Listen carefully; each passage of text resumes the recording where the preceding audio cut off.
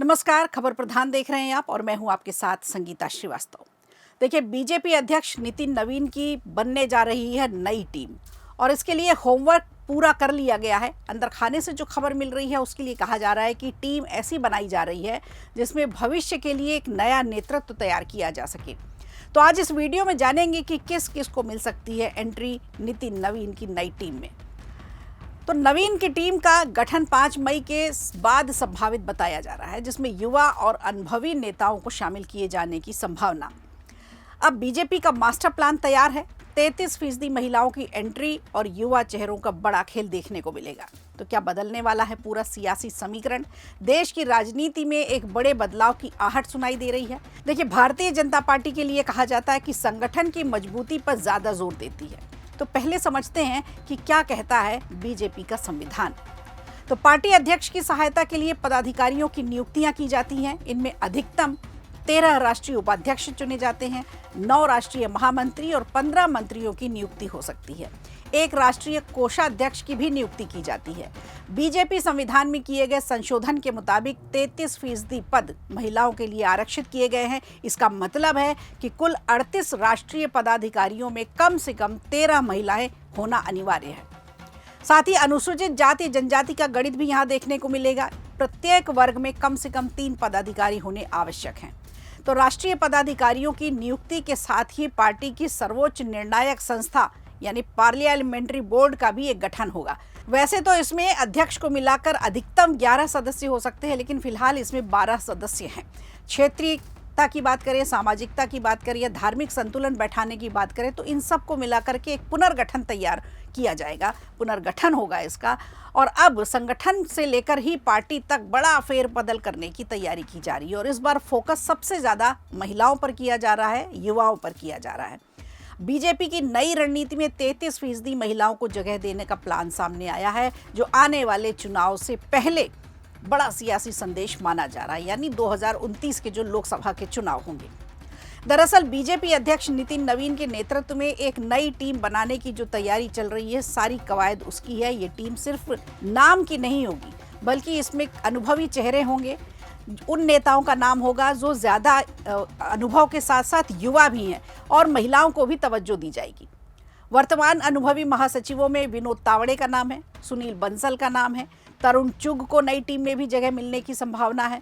नई टीम में महिलाओं को खासतौर से तवज्जो दी जाएगी ताकि महिला आरक्षण को लेकर मोदी सरकार की जो पहल है, जिसने देश भर में एक नई शुरुआत की है, उसे एक मजबूती से पेश किया जा सके।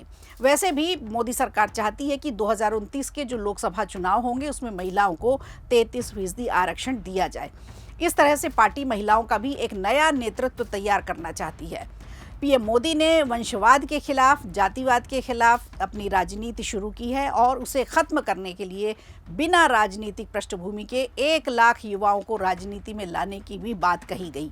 टीम के गठन में इस सोच की झलक भी दिखाई देती है। माना यह जाता है कि ये बदलाव सिर्फ संगठन तक सीमित नहीं रहेगा, बल्कि उत्तर प्रदेश से लेकर बिहार सरकारों में भी जो बन चुकी हैं सरकारें, अब कैबिनेट का विस्तार होना बाकी है, उनमें भी ये असर देखने को मिलेगा। तो सूत्र जो बता रहे हैं वो है कि 4 मई के बाद बीजेपी अपनी नई टीम का ऐलान कर सकती है। 4 मई को रिजल्ट आने हैं 5 राज्यों के और उसके बाद फिर इस पर जुट जाएगी टीम। लंबे समय से जो ये फैसले लंबित थे, अब उन्हें लागू करने की तैयारी की जाएगी। खासतौर पर उत्तर प्रदेश में योगी सरकार के कैबिनेट का विस्तार होना है, मध्य प्रदेश में भी कैबिनेट का विस्तार होना है, बिहार में नई सरकार बनी है, मंत्रिमंडल का गठन होना है, इसे लेकर वहाँ भी हलचल तेज है और सभी लोग 4 मई के रिजल्ट का ही इंतजार कर रहे हैं।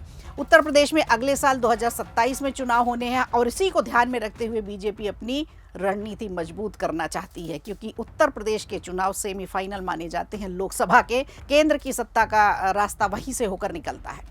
पार्टी चाहती है कि कैबिनेट में ऐसा संतुलन बनाया जाए जिससे जातीय और क्षेत्रीय समीकरण भी सधे रहें। इसी के तहत कुछ पुराने मंत्रियों की जिम्मेदारी बदली जा सकती है, कुछ नए चेहरों को मौका दिया जा सकता है। वहीं बिहार की बात करें तो यहाँ की स्थिति अलग नहीं है। यहाँ मुख्यमंत्री सम्राट चौधरी के नेतृत्व में जो एनडीए की सरकार बनी है उसमें मंत्रिमंडल का विस्तार होना है। बीजेपी जेडीयू के बीच एक फार्मूला तैयार होगा और उस फार्मूले के तहत ही दोनों दलों को बराबर बराबर हिस्सेदारी की संभावना है। इस विस्तार में भी नए चेहरों को जगह मिलने की कवायद तेज है और विभागों का बंटवारा भी जो किया जाएगा उसमें भी एक नए सिरे से सारे समीकरण बैठाए जाएंगे। तो इस पूरे बदलाव का सबसे बड़ा फोकस महिलाओं के 33% प्रतिनिधित्व को ही दिया जाएगा। बीजेपी लंबे समय से महिला आरक्षण को लेकर के राजनीतिक तौर पर बेहद आक्रामक रही है। वो हमने लोकसभा में भी देखा, सदन के अंदर भी देखा, सदन के बाहर भी देखा, और अब संगठन में इसे लागू करने की दिशा में से कदम आगे बढ़ाए जाएंगे। युवाओं की बात करें तो युवाओं के कंधों पर भी बड़ी जिम्मेदारी देने के लिए पार्टी तैयार है। इसके लिए भी रणनीति बनाई जा रही है ताकि पार्टी भविष्य की राजनीति के लिए खुद को तैयार कर सके। खुद नितिन नवीन की अगर बात करें तो जब उनका चयन होना था, उनके चयन को लेकर के भी आरएसएस में और बीजेपी के अनुभवी नेताओं में एक लंबा मंथन चला था। उसके बाद उनके नाम का चयन किया गया। ठीक वैसे ही जब उनकी टीम अब तैयार हो रही है, उसके लिए भी गहन मंत्रणा की जा रही है। आरएसएस चाहता है कि ऐसे लोगों को जगह मिले जो विचारधारा के लिए प्रतिबद्ध हो, संगठन को मजबूत करने की दावेदारी पेश करते हों, वे कार्यकर्ताओं के संपर्क में रहे, ज़मीनी स्तर पर उतरकर काम करें। आने वाले 15 से 20 सालों के मैप को लेकर के बीजेपी संगठन काम कर रहा है। पार्टी को एक नई दिशा देने के लिए, एक नई दशा देने के लिए तैयारी की जा रही है।